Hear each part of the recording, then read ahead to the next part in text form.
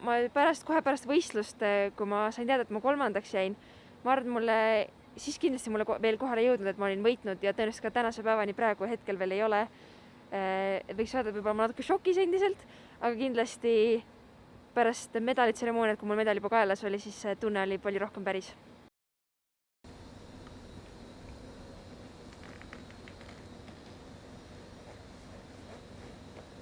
See medal on esimene medal Eestile taliolümpialt üle 12 aasta, nii et mul on uhke tunne see medal koju viia.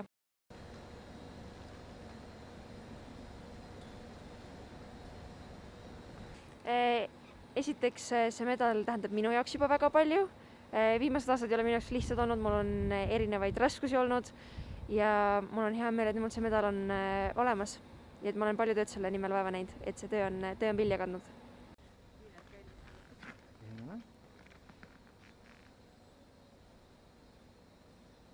Ma olin alguses päris pettunud ja kurb, kui ma ei saanud 2018 aasta olümpiale minna oma põlvevigastuse tõttu, aga suht kiiresti ma sain tegelikult aru, et ma olen ju väga noor ja mul on veel väga mitmeid olümpiaid ees ja siis ma hakkasin selle nimel edasi tööd tegema ja eks muidugi ka selle hooaja vältel tegelikult pidevalt ma natuke muretsesin ja kartsin selle pärast, et mis siis, kui juhtub samas uuesti, et ma saan enne olümpiat vigastada, aga õnneks ma ei saanud ja ma suutsin terve hooaja vältel terve püsida.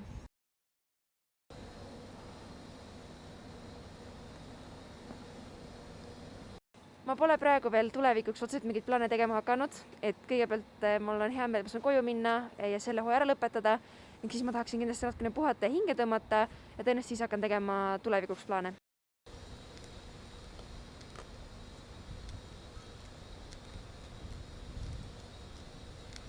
On hea ja tore, kui sul on unistused, aga ma vahel arvan, et sellest ainult ei piisa. Näiteks minu jaoks on ülioluline see, et ma nautiksin seda, mida ma teen ja ma arvan, et see on ka teistel inimestel väga oluline nautida seda, mida sa teed. Sul peab olema lõbus ja see peab olema lihtsalt tore sinu jaoks.